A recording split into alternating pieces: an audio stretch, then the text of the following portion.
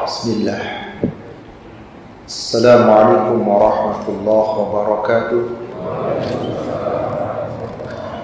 Innal hamdalillah nahmaduhu wa nasta'inuhu wa nastaghfiruh wa na'udzu billahi min shururi anfusina wa sayyiati a'malina. Man yahdihillahu fala mudilla lahu wa man yudlil fala hadiya lahu.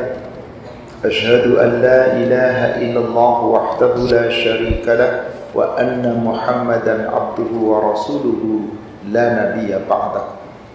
اللهم صل وسلم وبارك على محمد وعلى آله وأصحابه أجمعين ومن تبعهم بإحسان إلى يوم الدين. أما بعد. Ma'asyiral muslimin wal muslimat rahimani wa rahimakumullah. Bapak Ibu jamaah salat subuh dan jamaah Masjid Baitur Rahim yang semoga dirahmati Allah. Alhamdulillah, kembali pada pagi ini kita dipertemukan oleh Allah Subhanahu wa taala. Kita lanjutkan kajian kita pada kitab Membenahi Akidah, dan kita masih pada bahasan iman kepada malaikat, dan insyaallah ini sesi terakhir. Setelah di beberapa sesi sebelumnya kita sudah membahas ayat-ayat dan dalil-dalil tentang nama-nama malaikat, tugas-tugas malaikat. Di antaranya malaikat yang menjaga surga, yang mengatur urusan dunia dan seterusnya. Hari ini kita khusus membahas tentang malaikat yang bertugas menjaga di neraka. Apakah para malaikat penjaga neraka itu kemudian lengah daripada perintah Allah? Kita akan melihatnya insyaallah pada kajian ini. Salawat serta salam semoga terlimpahkan, tercurahkan kepada Nabi kita Rasulullah Muhammad SAW. Semoga tercurah kepada seluruh keluarga, sahabat dan seluruh pengikutnya hingga yaumil akhir. Di surat An-Naba, surat 78, di ayat yang ke-21, Allah Subhanahu wa taala berfirman, A'udzu billahi minasyaitonir rajim. Inna jahannama kanat mirsada. Sesungguhnya neraka jahanam itu ada tempat-tempat untuk mengintai, yaitu tempat para malaikat di situ terus mengawasi para penghuni neraka jahanam. Liqaghina ma'aba. Neraka itu bagi orang-orang yang senantiasa melampaui batas dan enggan, yang selalu durhaka kepada Allah. Labithina fiha ahqaba. Mereka tinggal di dalam neraka berabad-abad lamanya, sangat lama. La yadhuquna fiha bardan wala syaraba. Dan di dalam neraka itu mereka tidak akan merasa sejuk dan tidak ada minuman illa hamiman wa ghassaqa, kecuali air, yaitu air yang sangat panas, dan ghassa, air yang seperti darah dan nanah yang begitu menjijikkan. Itulah dia gambaran neraka yang Allah firmankan di surat An-Naba dari ayat 21 sampai ayat 26. Lalu saudaraku seiman, bagaimana para malaikat yang menjaga neraka itu? Di sini disebutkan pertama di halaman 257 bagi yang memiliki kitabnya. Di antara mereka ada yang bertugas di neraka menyiksa orang-orang yang memasukinya. Mereka adalah malaikat-malaikat Zabaniyah. Dan para malaikat ini ada yang jumlahnya sampai 19. Dan penjaga dari para penjaga malaikat, pemimpinnya adalah yang bernama Malik. Bayangkan Pak, kalau neraka dijaga malaikat 19, kita bisa bayangkan di dunia ada penjara dijaga oleh sipir. Pos-posnya banyak Pak, dari mulai terdepan terus pintu masuk sebelum ketinggalan mau masuk ke ruangan penjara. Tapi masih bisa nggak para penghuni penjara lolos? Bisa nggak? Gimana caranya? Oh, nyogok. Yang disogok siapa Pak? Oh enggak, sipir disogok nggak bakal mau Pak. Pemimpin sipirnya. Maka sipir tinggal nurut sama pemimpinnya. Gampang Pak. Dan itu terjadi di negara kita. Dimanapun penjara, seketat apapun. Adakah yang bisa lolos dari penjagaan malaikat? Lalu siapa yang mau disogok? Pemimpin malaikat? Mari. Atau malaikat-malaikat yang lain yang jumlahnya 19? Allah berfirman di surat Al-Muddathir. Di sini penulis menyebutkan surat Al-Muddathir, surat 74. Di sini langsung di ayat ke-30 kita ceritakan dulu dari ayat 26 tentang neraka Saqar. Sa'uslihi fi Saqar. Kelak benar-benar kami akan memasukkan mereka ke dalam neraka Saqar. Wa ma adraka ma Saqar? Tahukah kamu apa itu neraka Saqar? La tubqi wa la tadhar.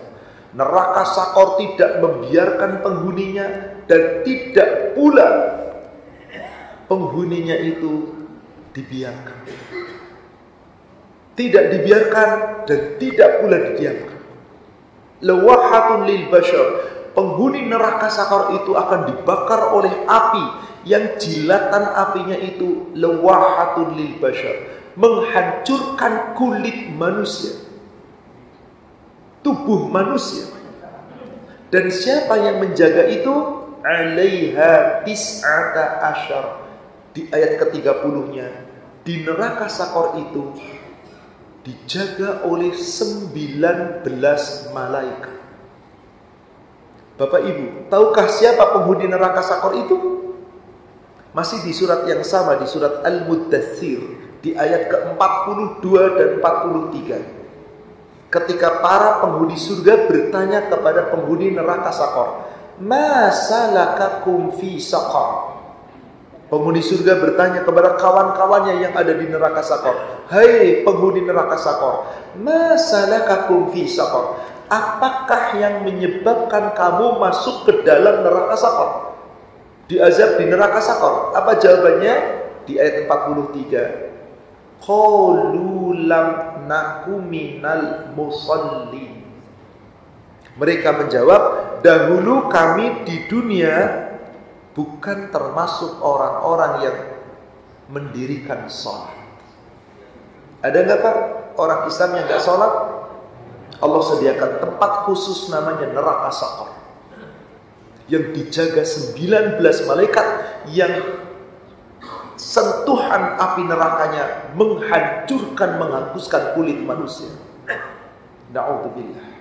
Inilah gambaran penghuni neraka Saqar. Dan apakah penghuni Saqar itu, penghuni neraka Saqar itu yang dijaga malaikat bisa menolong penghuni neraka? Apakah kemudian penghuni neraka Saqar itu atau penghuni semua neraka itu bisa merayu para malaikat penjaga? Di sini diceritakan Pak di surat Az-Zukhruf, surat 43. Kalau kita mau lebih lengkap surat Az-Zukhruf kita bisa lihat dari ayat ke-74. Innal mujrimina fi adzabi jahannam khalidun. Sesungguhnya orang-orang yang berdosa itu Allah akan tempatkan di dalam neraka jahanam kekal selama-lamanya. Selama Allah memberikan, masih menghendaki kekal sebelum diberikan syafaat. Selama dia telah mengucapkan kalimat syahadat, Allah ampuni. Jika tidak, maka tidak. La yufattaru anhum wa hum fihi mublisun. Dan tidak diringankan azabnya bagi mereka, dan mereka berputus asa di dalam neraka. Jadi siksa neraka itu Pak tidak pernah ringan, berat terus menerus. Kata Allah, kenapa mereka sampai demikian? Apakah karena Allah zalim? Tidak. Maka di ayat ke-76-nya dikatakan, wa ma zalamnahum walakin kanu humuz zalimin. Kami tidak pernah mendolimi mereka. Mereka disiksa di neraka bukan kesalahan Allah, mereka sendiri yang di dunia zalim. Maka apa yang dari saudara sekalian? Karena siksanya terus menerus, tidak pernah diringankan. Apa yang diminta penghuni neraka, Pak? Merayu para penjaga neraka yang dipimpin malaikat Malik tadi. Di ayat ke-77-nya. Wanadau, dan mereka menyeru kepada penjaga neraka, yaitu para malaikat. Ya Malik, itu pemimpinnya para malaikat yang menjaga neraka. Wahai Malik, liyaqdi alaina rabbuk, tolong mintalah kepada Rabbmu supaya apa? Mematikan kami saja. Kami dimatikan aja deh, nggak usah disiksa lagi. Pak, kalau mati enak nggak, Pak? Enak, nggak disiksa, Pak. Nggak disiksa kan? Menurut mereka kan? Tapi kematian orang kafir dikubur aman? Enggak. Maka kalau di dunia nggak pernah minta mati, Pak. Kepengennya hidup terus. Tapi begitu di neraka, satu yang diminta, tolong mintalah kepada Rabbmu supaya apa? Rabbmu mematikan kami saja. Coba bayangkan, nggak mengakui Allah sebagai Rabb, saking malunya dia, Pak. Supaya Rabb kamu, yaitu kepada malaikat, Rabb kamu, kan Rabbnya malaikat, Rabb kita juga, Rabb mereka juga. Tapi mereka tidak mengatakan supaya Rabb kami, enggak, tapi supaya Rabbmu mematikan kami saja. Qala innakum makithun. Maka malaikat Malik kemudian mengatakan, sesungguhnya kamu akan tetap tinggal di neraka. Pertanyaan, kenapa mereka minta, Pak? Supaya dimatikan saja. Tadi, siksa neraka itu tidak pernah ringan dan tidak pernah diringankan. Bagaimana permintaan mereka ketika mereka dimatikan pun tidak mau, tidak bisa. Pak, Bapak kerja sepekan berapa hari? 5 hari. Dulu 6 hari ya, Pak ya. Sekarang 5 hari. Liburnya 2 hari. Kalau Bapak kerja nggak pernah libur, kira-kira gimana? Apa yang terjadi, Pak? Jadi penghuni neraka karena nggak pernah libur dari siksaan dan siksaannya berat terus menerus. Lagi-lagi mereka merayu malaikat-malaikat penjaga neraka supaya berdoa kepada Allah. Bukan dari diistirahatkan dari siksa, diringankan siksanya sehari aja. Sedangkan dia tinggal beribu-ribu, bahkan boleh jadi berjuta-juta tahun. Di sini penulis menyebutkan surat Ghafir, yaitu surat 40. Surat 40 atau surat namanya lainnya surat Al-Mu'min dari ayat ke-49. Wa qala alladhina finnar li khazanati jahannam, dan orang-orang yang berada di dalam neraka berkata, merayu kepada para penjaga-penjaga neraka jahannam. Ud'u rabbakum, wahai para malaikat penjaga neraka jahanam, tolong berdoalah kepada Rabbmu, berdoalah kepada Tuhanmu, yukhaffif 'anna yawman minal adzab, supaya Allah meringankan azab untuk kami sehari aja. Dulu mungkin di antara bapak-bapak yang usianya sudah di atas 70 pernah mendengar kisah ketika orang-orang tua nenek moyang kita disuruh kerja rodi. Ada Pak ya? Masih ingat Pak? Apa itu kerja rodi, Pak? Kerja keras, kerja paksa, gak dibayar, cuma dikasih makan. Tapi kerja gak pakai istirahat. Di zaman Jepang ya Pak ya? Kalau di zaman Belanda apa Pak? Atau itu kali rodi yang namanya. Intinya kerja yang gak pernah ada istirahat, gak digaji. Bagaimana di neraka, Pak?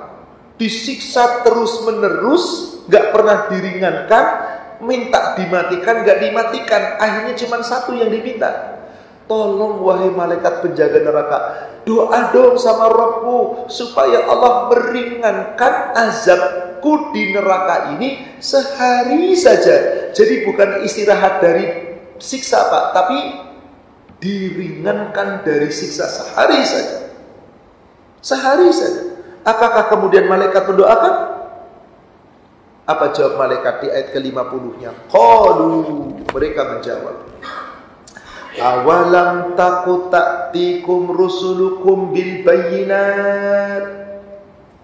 Tidakkah dulu di dunia telah datang rasul-rasul Allah yang diutus oleh Allah kepada kamu membawa keterangan-keterangan, penjelasan yang nyata, keterangan yang sangat jelas. Apa belum datang kepada kamu? Qalu bala. Penghuni neraka menjawab, iya benar, dulu di dunia sudah datang memberi peringatan kepada kami. Kami aja yang bandel. Tapi tolong dong, minta sama Allah, diringankan. Aku gak minta selamanya, sehari aja. Akhirnya malaikat menjawab, qalu fad'u. Silakan kamu berdoa sendiri kepada Allah.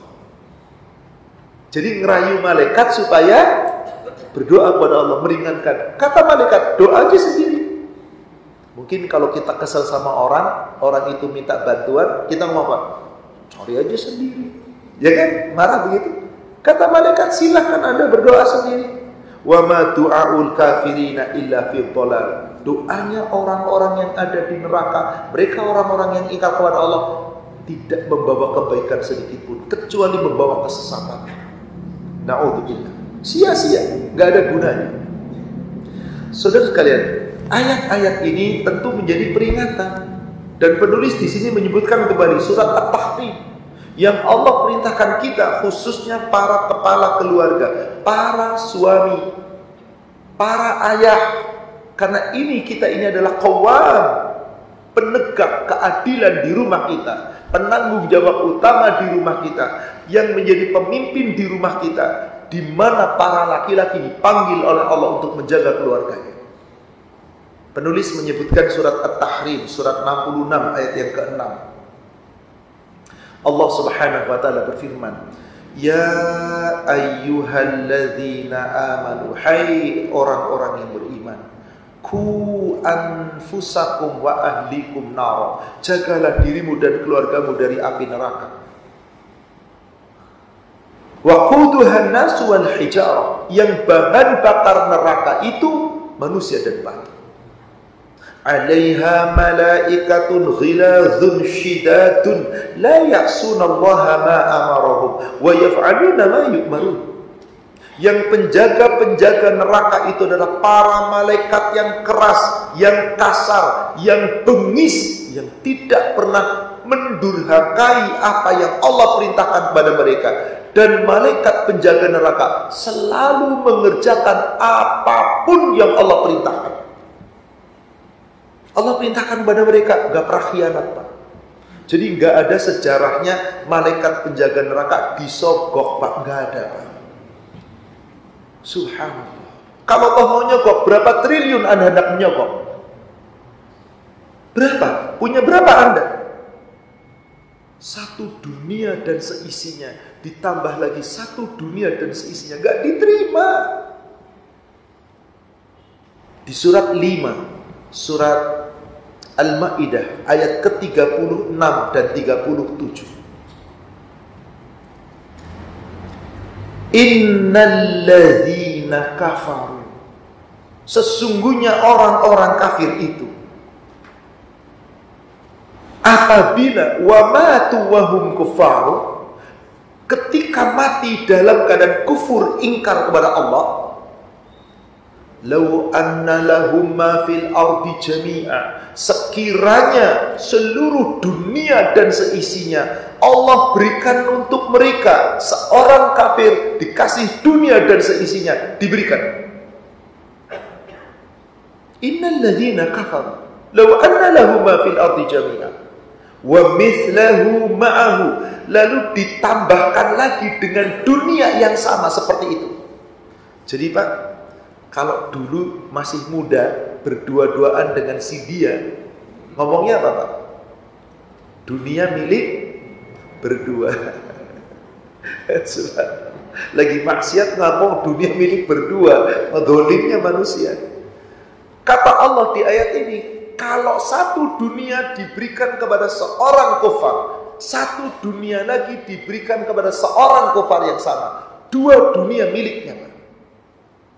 Liyaftadu bihi min adzab yaumil qiyamah, Lalu dua dunia yang Allah serahkan kepadanya dipakai untuk menebus kesalahan dan dosanya supaya tidak terkena azab pada hari kiamat. Ma tuqbila minhum. Tebusan itu enggak diterima oleh mereka. Coba lihat, orang hanya untuk korupsi miliaran rela masuk neraka, enggak mengakui koruptornya. Manusia hanya untuk kenikmatan dunia rela bermaksiat kepada Allah. Demi kepuasan dunia rela meninggalkan sholat. Lalu Anda sudah punya bekal berapa untuk nyogok malaikat? Dua dunia enggak diterima. Walahum azabun alim. Mereka dapat azab yang sangat pedih. Dan tadi neraka tidak bisa dibayar. Apakah mereka tidak ingin keluar dari neraka? Ingin, tadi merayu malaikat. Apakah diterima rayuannya? Di ayat yang ke-37-nya, yuriduna ayyakhruju minan nar. Mereka ingin sekiranya bisa dikeluarkan dari neraka. Wa ma hum bikharijina minha. Tetapi mereka sekali-kali tidak dikeluarkan dari neraka itu. Walahum adabun muqim. Dan mereka mendapatkan azab yang kekal.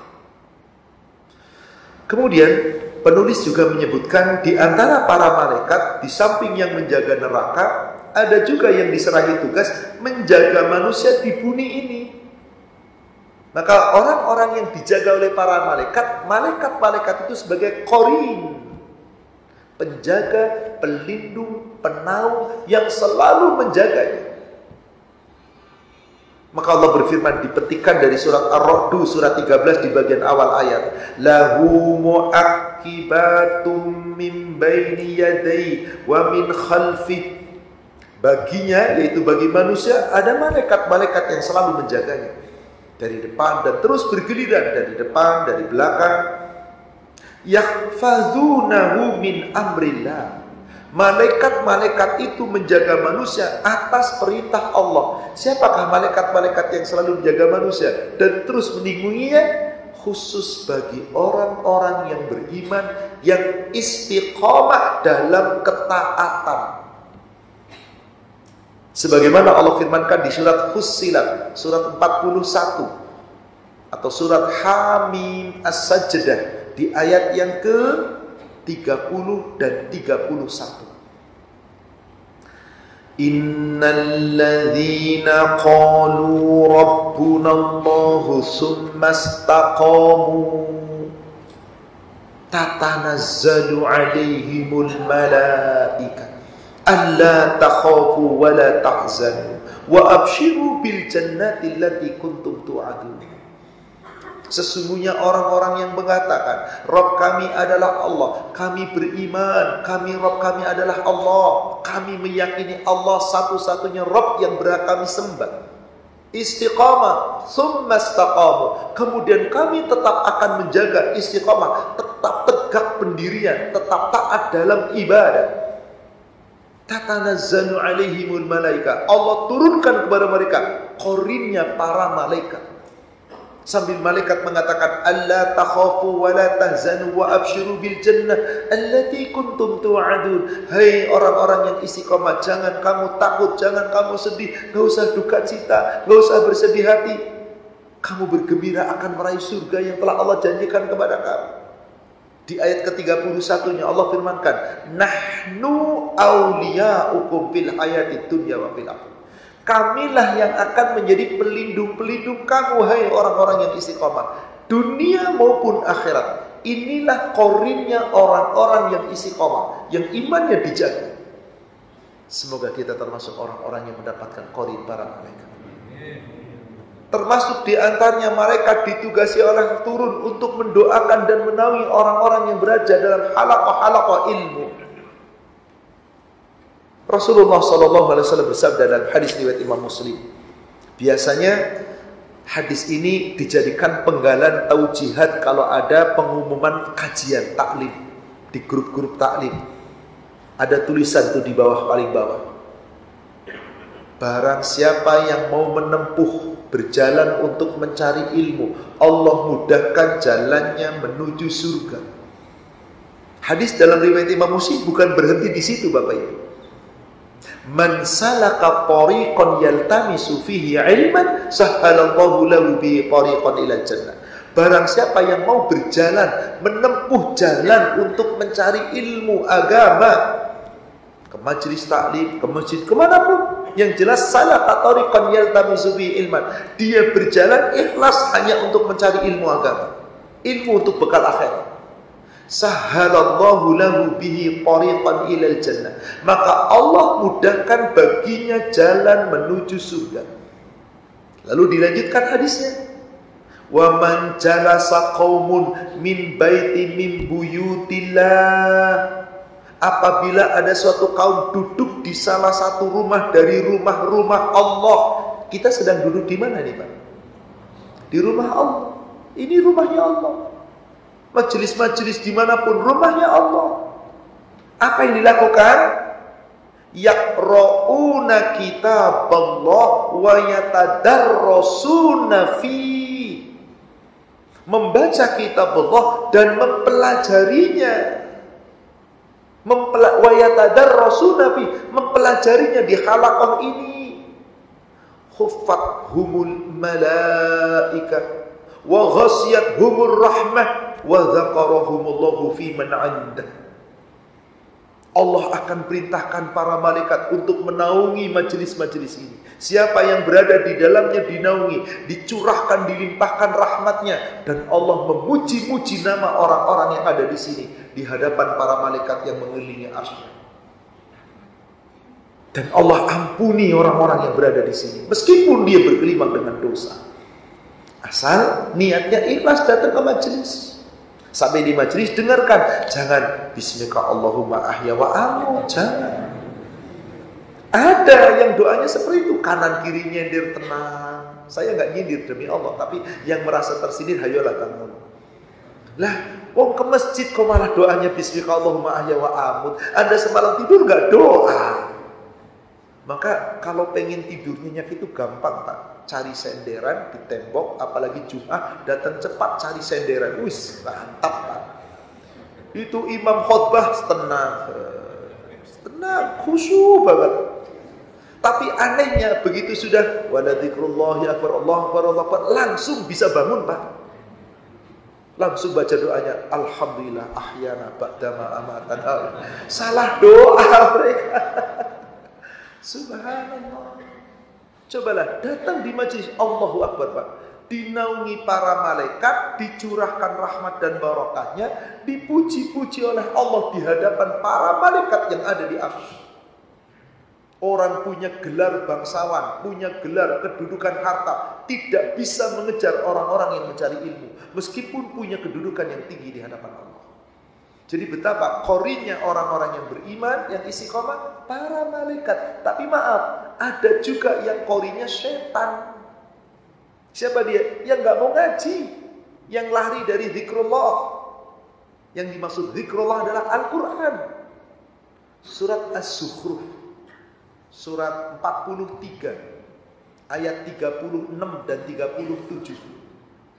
Afan. Periksa, saya khilaf 36, 37, 37, 38. Afan. Wa may ya'shu an dzikrir rahman. Afan, berapa Pak? Ayat 37 atau 36 itu? 36. Afan, jazakallah khairan. Wa may ya'shu an dzikrir rahman. Barang siapa yang berpaling dari peringatan Allah yang Maha Pengasih. Apa yang dimaksud zikir di situ, Pak? Al-Qur'an. Jadi kalau ada orang Islam berpaling dari Quran, boro-boro ngaji Quran, ngaji di rumah aja enggak, baca Quran aja enggak, berarti berpaling dari peringatan Allah, dari Al-Quran. Nuqayyid lahu syaitanan fahuwa lahu qarin. Allah jadikan qorinya syaitan-syaitan Pak. Na'udzubillah, silakan kita pilih. Mau milih qarin kita para malaikat yang Allah tutus untuk menjaga kita, atau qarin kita nanti para syaitan. Na'udzubillah. Fahuwa lahu qarin. Dan apa yang terjadi kalau setan sudah menjadi qarinnya? Di ayat ke-37-nya. Wa innahum la yasuddunahum 'anis sabil. Qarin-qarin dari setan itu sebaliknya, beda dengan qarin malaikat, selalu menjaga di jalan lurus. Kalau qorinya setan, la yasuddunahum 'anis sabil, menghalang-halangi manusia dari jalan lurus. Tapi celakanya Pak, orang yang jalannya bengkok tidak pernah menyadari kalau itu bengkok. Wa yahsabuna annahum muhtadun, mereka mengira mendapat petunjuk. Coba lihat orang yang bermaksiat. Dosa lu nggak usah urusan deh, dosa-dosa gue, tetap aja merasa benar. Ayo sholat ke masjid. Alah, gue biar gak sholat, yang penting orangnya baik. Daripada dia sholat tapi masih kayak gitu, mendingan gue gak sholat tapi baik. Tuh Pak, salah merasa benar. Itu qorinya setan itu, tanpa disadari. Na'udzubillah. Kenapa? Berpaling dari pengajaran Allah. Itulah orang-orang yang dijaga oleh malaikat, yang qorinya malaikat. Kemudian juga di sini disebutkan di surat Qaf, surat 50 ayat 17 dan 18, Al-Infitar surat 82 ayat 10 sampai dengan ayat 13, ayat 11. Di sini dijelaskan bahwasanya Allah memerintahkan malaikat menjaga kita, menjaga sambil mencatat. Ada malaikat yang tugasnya khusus kanan dan kiri kita. Di surat Qaf ayat ke-17 dikatakan, yaitu kalau kita rujuk dari ayat ke 17-nya itu secara lengkap begini. إِذْ يَتَلَقَّى الْمُتَلَقِّيَانِ عَنِ الْيَمِينِ وَعَنِ الشِّمَالِ قَعِيدٌ. Ingatlah ketika Allah telah perintahkan kepada para malaikat yang selalu mengawasimu. Dan malaikat itu satu duduk di sebelah depan, satu di sebelah kirinya, di sebelah kanan dan di sebelah kiri. Qa'idun anil yamin wa anil shimal. Allah telah mengutus dua malaikat itu tetap. Apa yang dilakukan malaikat di samping menjaga? Di ayat 18-nya, ma yalfidu min qaulin illa ladaihi raqibun atid. Tidak ada satupun yang diucapkan oleh manusia kecuali ada pada kita dua malaikat raqibun yang selalu mengawasi, tidak pernah bergeming, atidun yang selalu siap mencatat dan tidak pernah lengah. Jadi semua tercatat. Juga di surat Al-Infitar surat 82 ayat ke-10 dan 11. Wa inna 'alaikum lahafidhin kiraman katibin. Hai manusia, bukankah padamu ada dua malaikat yang senantiasa mengawasi apapun yang kalian perbuat, dan kiraman katibin, malaikat mulia yang selalu mencatat. Di dalam hadis yang diriwayatkan oleh Imam Bukhari dan Muslim dari sahabat Abu Hurairah, Rasulullah SAW bersabda, "Yata'aqabuna fikum malaikatun bil-lail wan-nahar." Allah perintahkan kepada kita malaikat-malaikat yang selalu mengawasi kalian di waktu malam dan siang, dan silih berganti. Tentang ini Allah berfirman di surat As-Sajdah surat 32 ayat yang kelima. Yudabbirul amra minas sama'i. Allah perintahkan para malaikat mengatur urusan dunia yang Allah perintahkan turun dari langit. Yudabbirul amra minas sama'.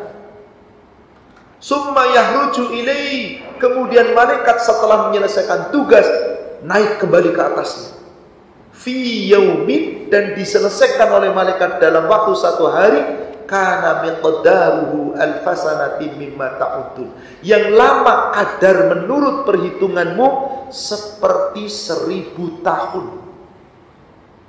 Jadi Bapak Ibu, malaikat senantiasa mengawasi kita. Ada shift malam dan shift siang. Malaikat yang bertugas di waktu siang masuk kapan Bapak Ibu? Tadi pas waktu subuh. Mengawasi kita, mengatur segala urusan kita sampai nanti waktu asar. Malaikat yang bertugas di waktu malam masuk waktu asar, bertugas terus sampai nanti waktu subuh, dan silih berganti. Maka dua waktu sholat yang Rasulullah perintahkan untuk dijaga apa? Hadza salatul bardan, yaitu sholat waktu pagi, waktu sejuk, waktu pagi dingin. Dan salat wusta, salat pertengahan. Apa itu pertengahan Pak? Asar.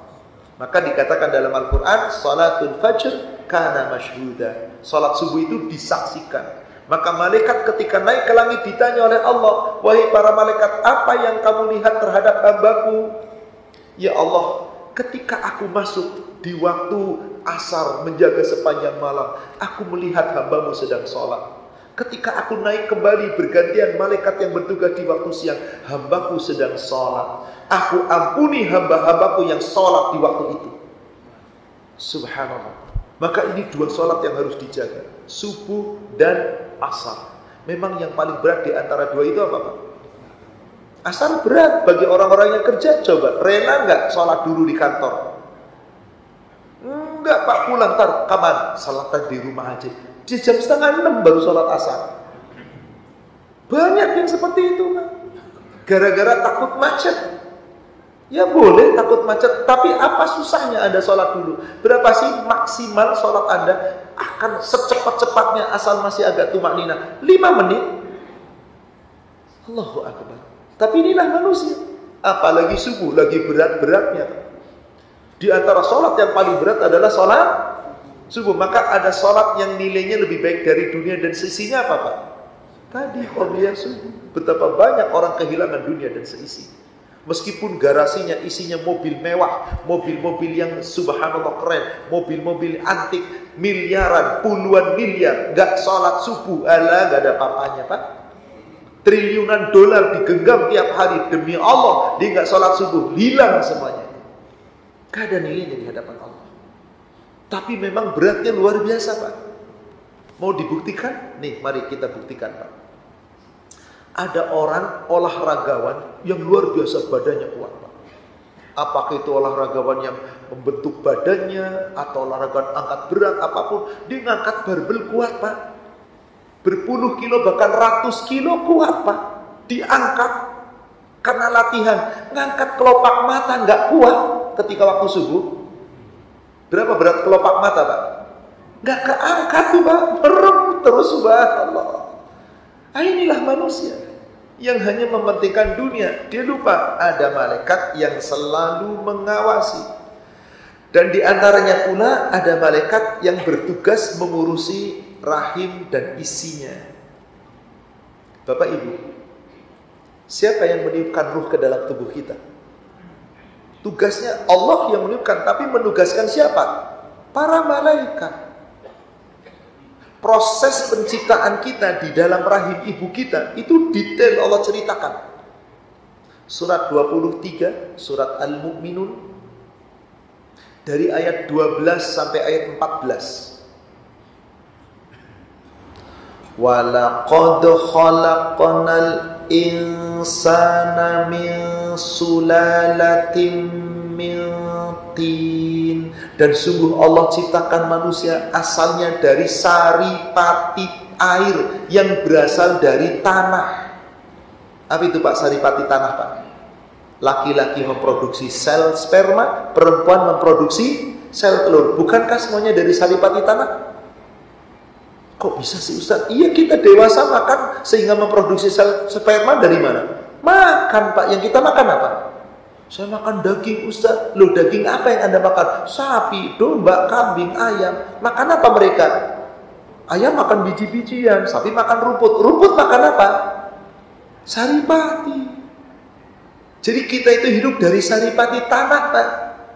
Kemudian setelah dewasa, menikah secara resmi, bergaul, laki-laki menyemprotkan sel sperma, yang perempuan melepaskan sel telur, terjadi apa? Summa ja'alnahu nutfatan fi qararin makin. Setelah adanya pertemuan zigot sperma dan laki-laki dan sel telur perempuan, itu bahasa biologinya zigot kan ya Pak ya? Bertemu kan? Di mana kemudian pertemuan itu? Fi qararin makin, di tempat yang kokoh. Allah tidak mengatakan rahim Pak. Qoror itu kokoh, kuat, makin itu tempat yang sangat kokoh. Kenapa Allah katakan rahim itu qorori makin? Yang punya rahim siapa Pak? Istri-istri kita tuh ibu-ibu. Berapa ukurannya rahimnya seorang wanita Pak? Sekitar sebesar telur angsa lah. Hanya itu Pak, segini sekepel. Di dalam rahim itu. Disitulah kita dimulai. nempel sel telur di dinding rahim, dibuahi oleh sperma, jadi lihat prosesnya ayat 14-nya. Summa khalaqna nutfata 'alaqah fa khalaqna al-'alaqata mudghah fa khalaqna al-mudghata 'idhama fa qashawna al-'idhama lahma. Subhanallah. Fatabarakallah ahsanul khaliqin. Dari sperma dan sel telur menjadi nutfah, berkembang lalu segumpal darah menjadi segumpal daging terus menjadi tulang belulang, dibungkus kembali oleh daging, jadilah makhluk yang baru. Siapa namanya Pak? Bayi. Allahu Akbar Pak. Dari situ asalnya Pak. Fatabarakallahu ahsanul khaliqin. Maha suci Allah, maha sempurna Allah, sebaik-baik pencipta. Lalu bagaimana bisa hidup? Itu kan baru jasad. Surat 32 ayat 9. Begitu janin sudah sempurna jadi bayi di dalam rahim, summa sawwa, kemudian kami sempurnakan bentuk tubuhnya manusia ketika masih dalam rahim. Setelah sempurna, wa nafakha fihi min ruhi, kami tiupkan ruh ciptaanku kepadanya. Siapa yang diutus oleh Allah meniupkan ruh? Para malaikat yang masuk ke rahim diutus. Sempurnalah kemudian diberikan apa Pak? Kita menjadi sempurna. 3 indera, yang siapa yang tidak memiliki 3 indera ini mati. Mati maksudnya mati hatinya. Apa Allah berikan kepada kita Pak? Wa ja'ala lakumus sam'a, Allah memberikan untukmu pendengaran. Wal absar, Allah berikan untukmu penglihatan. Wal afidah, Allah berikan hati nurani, akal pikiran sempurna. Untuk apa? Supaya bersyukur. Tapi di ujung ayatnya apa Pak? Qalilan ma tashkurun, sedikit sekali yang mau bersyukur. Semoga kita yang termasuk sedikit Pak, yaitu orang-orang yang bersyukur insya Allah. Inilah kita. Apakah kita selamanya hidup terus? Enggak. Kalau kita rujuk tadi surat 23 di ayat yang ke-15-nya, summa innakum ba'da dzalika lamayitun. Setelah itu kamu semua akan mati. Setelah mati, ayat ke-16-nya, summa innakum yaumal qiyamati tub'atsun. Pada hari kiamat kita nanti akan dibangkitkan. Nah, yang bertugas meniupkan ruh ke dalam rahimnya ibu kita, ke dalam tubuh kita masih jadi malaikat. Di sini Nabi SAW menyampaikan hadis yang diriwayatkan oleh Imam Bukhari dan Muslim dari Abdullah bin Mas'ud. Inna ahadakum yujma'u khalquhu fi batni ummihi 40 yawman. Sesungguhnya penciptaan kamu ketika masih di dalam rahim ibumu pertama kali diciptakan 40 hari sebagai nutfah, sebagai segumpal darah. Summa yakunu 'alaqatan mithla dzalik. Setelah itu kemudian menjadi segumpal daging seperti itu pula. Summa yakunu mudghatan mithla dzalik. Kemudian setelah itu menjadi daging dan tulang berulang sempurna seperti itu pula. Jadi Pak, dari sperma sel telur ketemu terus berkembang menjadi nutfah 40 hari, berkembang lagi menjadi daging terus dengan tulang belulang 40 hari, sempurna menjadi bayi 40 hari. Jadi berapa hari itu? 120 hari. Berapa bulan Pak? 4 bulan. Disitulah summa sawwahu wa nafakha fihi min ruh, ditiupkan ruh ciptaan Allah. Malaikat yang mengutus, yang diutus oleh Allah. Summa yakunu mudghah mithla dzalik. Setelah itu sempurna seperti itu. Summa yursalu ilaihil malak. Lalu diutuslah oleh Allah malaikat untuk meniupkan ruh kepadanya. Fayanfakhu fihi ruhi. Lalu ditiupkanlah ruh itu ke dalam janin itu. Fayu'maru bi arba'i kalimat. Lalu malaikat itu diperintah Allah menulis 4 ketetapan untuk bayi yang masih dalam rahim. Yang pertama, apa itu? Bikatbi rizkihi, sudah ditetapkan rizki kita masing-masing. Wa ajalihi, sudah ditetapkan berapa lama kita hidup di dunia, kapan kematian kita tiba.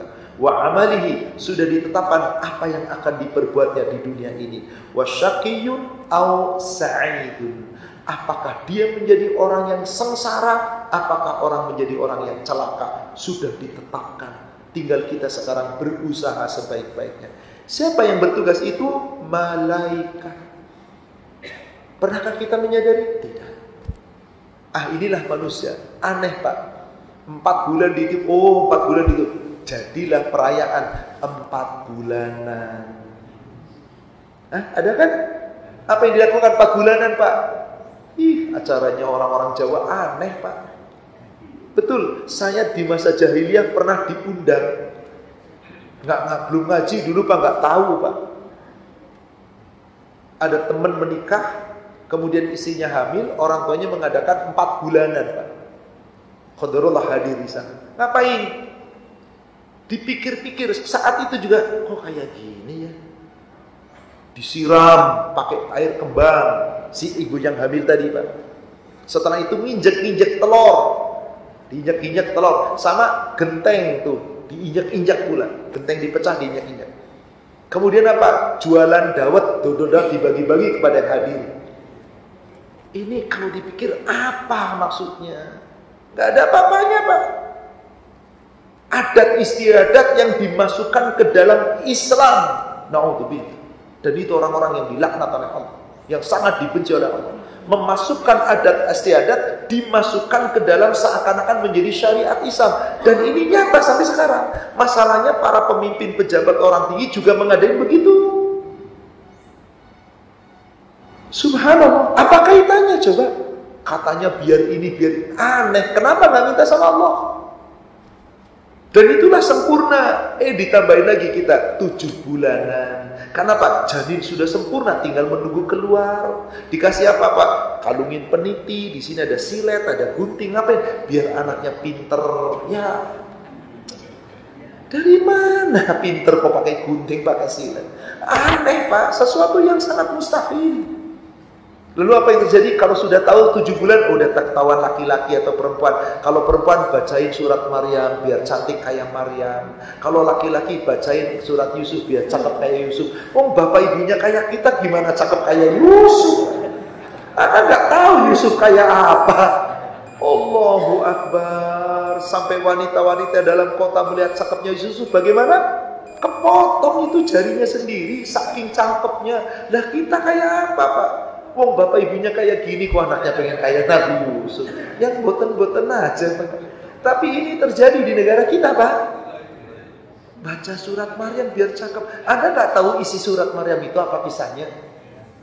Itu di surat Maryam di ayat 86-87 ada peringatan Allah. Kamu gak akan dapat syafaat kalau kamu gak bersahadat kepada Allah. Kalau sahadatmu gak dijaga, kamu kekal di neraka. Dan banyak peringatan. Bagaimana kisah Yusuf? Bagaimana sabarnya Nabi Yusuf? Bagaimana sabarnya Nabi? Siapa bapaknya Yusuf? Ayub apa Yakub? Yakub, bukan Ayub. Kalau Ayub yang ditimpa oleh Allah musibah penyakit. Yakub bapaknya Nabi Yusuf menderita sekian belas tahun. Yang pada akhirnya dipertemukan oleh kesabaran kayak apa? Bagaimana Nabi Yusuf mengendalikan hawa nafsu. Digoda wanita, udah cantik, dibayar, keren, di tempat asing, gak ada yang kenal, dikunci pintunya, nolak. Coba kalau kita Pak, ngajak malah bukan nolak. Zaman sekarang laki-laki ngajak loh, bukan nolak Pak. Na'udzubillah. Harusnya kandungan ayat itu yang kita pahami. Tapi itulah manusia. Kenapa? Maaf. Karena ketidaktahuan ilmunya. Wallahualam. Di sini sebagai penutup, paling ujung ada malaikat yang nanti sebelum sampai nanti di neraka yang bertugas mencabut nyawa. Siapa namanya Pak? Malaikatul Maut. Di surat As-Sajdah surat 32 ayat yang ke-11. Qul, katakanlah, Malakul mautil lati wukila bikum summa ila rabbikum turja'un. Malaikat-malaikat maut yang diserahi tugas mencabut nyawamu pasti akan mencabutnya. Yang pada akhirnya kamu semua dikembalikan kepada Allah. Jadi siapa yang mencabut nyawa kita Pak? Malaikatul maut. Bukan malaikat Israel. Katanya malaikat Israel, saya nggak tahu dari mana nama itu. Tapi tidak ditemukan dalam dalil. Gak ada dalam Al-Quran, gak ada dalam hadis yang sahih. Malaikat pencabut nyawa namanya malaikat Israel. Yang benar malaikatul maut, malaikat pencabut nyawa. Dan malaikat pencabut nyawa ini Bapak Ibu bekerja sesuai perintah Allah, tergantung keadaan orang yang dicabut. Di halaman 260 Allah berfirman tentang surat An-Nazi'at. Surat An-Nazi'at. Di ayat 1 dan ayat 2, surat ke-79, surat An-Nazi'at, ayat 1 dan ayat 2, Allah berfirman dengan nama malaikat pencabut nyawa. An-Nazi'ati gharqa wan-nashitati nashta. Demi malaikat yang mencabut nyawa dengan penuh kekerasan, dengan sangat keras. Wan-nashitati nashta. Demi malaikat mencabut nyawa dengan lemah lembut. Bapak Ibu pengen yang ayat 1 atau ayat 2? Iya, pengennya ayat 2 ya Pak ya. Tapi perbuatannya kadang-kadang nyerempet ke ayat 1 Pak. Subhanallah. Ini semua kan tergantung amal kita Pak.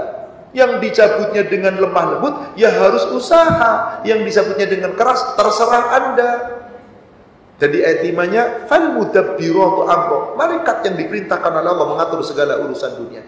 Nah, saudaraku sekalian, ternyata para malaikat pencabut nyawa itu ada yang mencabutnya dengan keras, dahsyat, ada yang dengan lemah lembut. Kira-kira yang dicabutnya lemah lembut siapa? Yang dicabutnya dengan keras siapa? Ada 2 yang dicabut dengan keras. 1, orang kafir yang tidak pernah mengucapkan syahadat. 2, orang Islam tapi sombong dengan ayat-ayat Allah, mengingkari ayat-ayat Allah. Orang Islam tapi tidak menjalankan aturan Allah. Kedua-duanya dicabut dengan keras.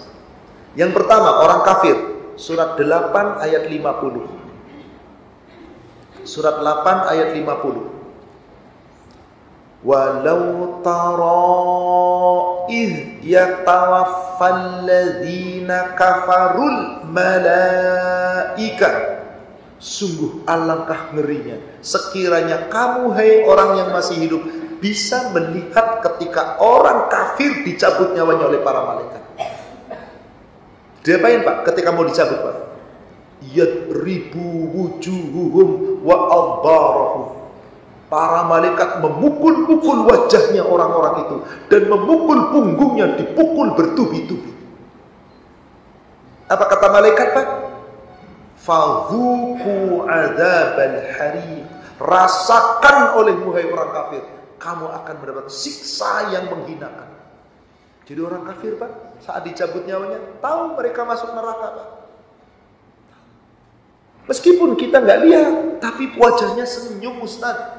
Memang wajah senyum aman. Tipuan syaitan mudah Pak. Wajah senyum tidak jaminan menjadi orang-orang yang baik. Apa yang terjadi ketika sahabat Rasulullah SAW meninggal? Abu Salamah, yang akhirnya Ummu Salamah ketika telah habis masa iddah dilamar oleh Rasul dan menjadi istri Rasul.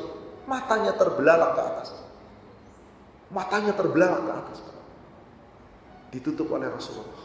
Sesungguhnya manusia ketika ruhnya dicabut, maka akan memandang ke arah mana ruh itu dicabut. Ada yang dicabut melalui pandangan matanya dari ubun-ubun dan matanya melihat terbelalak. Ada yang dicabut melalui lubang hidungnya, ada yang dicabut melalui tenggorokannya, ada yang dicabut melalui ujung-ujung jarinya. Ini semuanya tergantung amalnya. Maka sungguh alangkah dahsyatnya. Maka beliau mengatakan apa?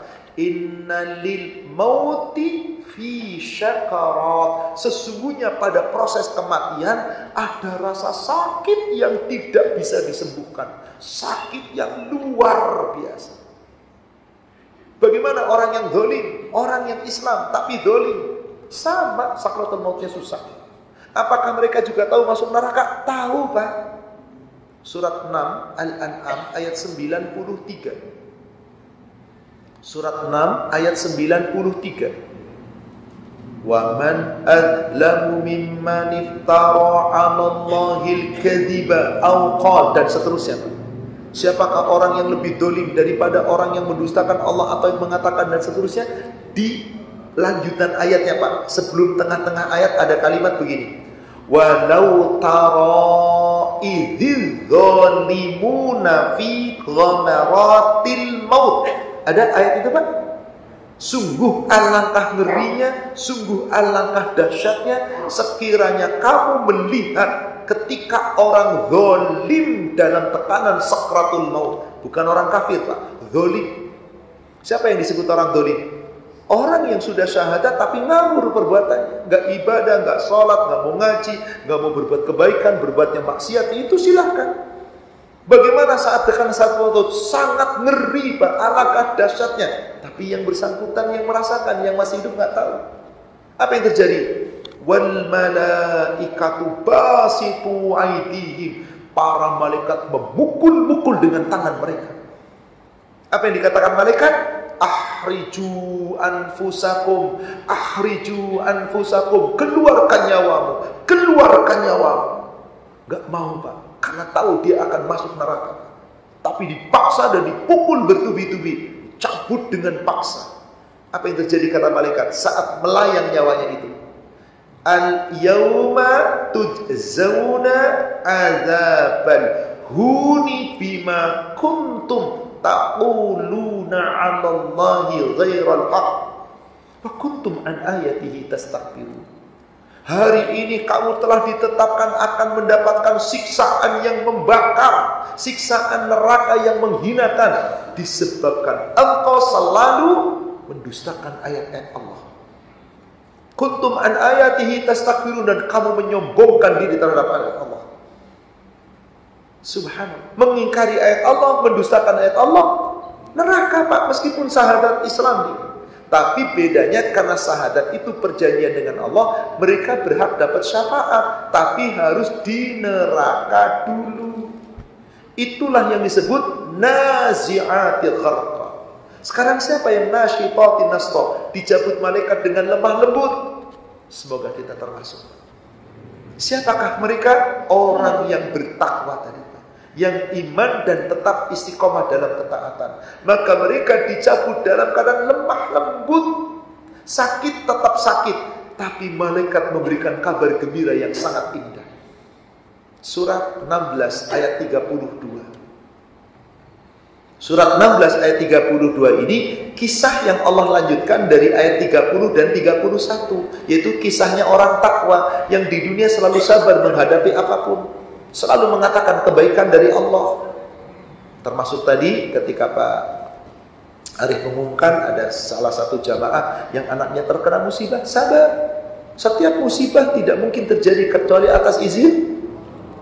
Di surat 9 ayat 51, Qul Muhammad, katakan kepada umat, la yusibana illa ma kataballahu lana. Tidak pernah akan ada suatu musibah, suatu bencana, suatu kejadian yang menimpa kami kecuali sudah ditetapkan oleh Allah untuk kami. Sudah kejadian, Pak, sudah ditetapkan. Gak ada yang bisa menghindar. Huwa maulana, tapi mari tetap kita minta pertolongan dan perlindungan kepada Allah, karena pelindung kita hanyalah Allah. Fani'mal maula, dan sebaik-baik penikmatkan kelihatan. Maka wa 'alallah falyatawakkalul mu'minun. Apapun yang Allah timpakan kepada kita, keluarga kita, hadit tolong kita, tawakal kepada Allah sebagai orang yang beriman. Kalau kita tawakal dan mengatakan semuanya baik, mau dapat keburukan, kebaikan dari Allah. Dapat kenikmatan, kebaikan dari Allah. Yang penting saat nikmat kita bersyukur, saat susah kita bersabar, maka kelak saat dicabut nyawanya. Kembali tadi surat 16 ayat 32. Bagaimana keadaannya orang takwa tadi? Alladzina tatawaffahumul malaikatu thayyibin, yaitu orang-orang yang mereka diwafatkan, dicabut nyawanya oleh para malaikat dalam keadaan baik. Apa yang diucapkan malaikat, Pak?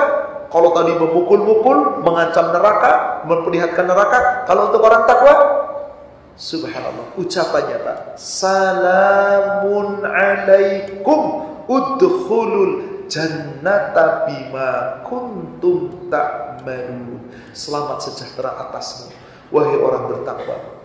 Hari ini kamu mati, kamu dicabut nyawanya. Sakit, menyakitkan, tapi dikabarkan udkhulul jannah, kamu masuk surga karena amal perbuatan. Rasa sakit gimana Pak? Sirna, hilang. Kenapa? Digambarkan surga. Sementara yang tadi yang kafir, yang dolim, udah sakit, menderita, dipukul, digambarkan neraka. Na'udzubillah. Semoga kita termasuk orang-orang yang diwafatkan dalam badan husnul khatimah. Tentu kita berdoa, Allahumma inna nas'aluka fi husnul khatimah wa na'udzubika min su'il khatimah. Dan doa itu pun harus kita selaras, kita buktikan dengan amal-amal kita. Semoga seluruh amal kebaikan kita yang kita lakukan semata-mata hanya lillah, mengharapkan ridha Allah. Allah membalas dengan kebaikan yang berlipat ganda. Allah memberikan ampunan bagi kita. Allah memberikan rahmat dan barokahnya untuk kita. Dan semoga kelak kita termasuk hamba-hamba Allah yang diwafatkan dalam keadaan baik, husnul khatimah. Dan semoga kita dikumpulkan di dalam jannahnya. Amin ya rabbal alamin. Dengan demikian, bab tentang iman kepada malaikat sudah kami cukupkan sampai di sini. InsyaAllah kita lanjutkan untuk pertemuan berikutnya, iman kepada kitab-kitab.